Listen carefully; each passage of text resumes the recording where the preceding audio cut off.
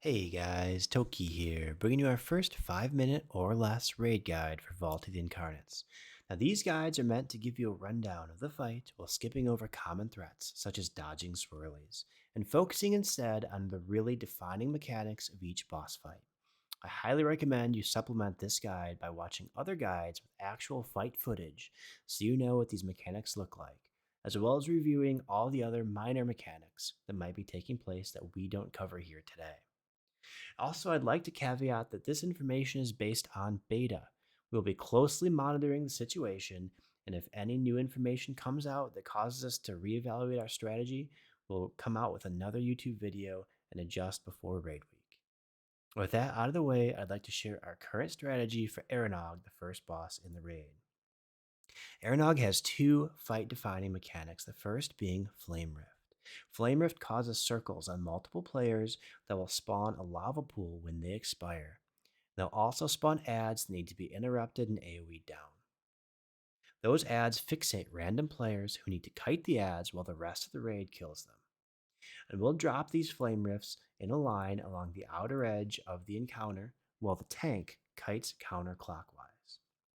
We do this for two reasons. One, it makes it easier to have all the ads clumped up by keeping these circles as close to each other as we possibly can. And two, it makes our life at intermission that much easier. And that brings us to the second fight defining mechanic in intermission. In intermission, there will be two circles of fire elementals that spawn, one close to the boss and one at the edge of the platform. Now, those elementals are connected by fiery chains of death. Do not cross them or you will die. The outer ring elementals will move forward towards the boss, while the inner ring elementals will move away from the boss, causing a smush function similar to what we saw in Star Wars.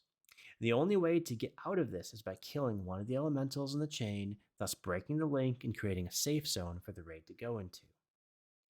One wrench that gets thrown into this plan is that any elementals that run over the Flame Rift fire patches will become immune with shiny yellow shields as shown on screen.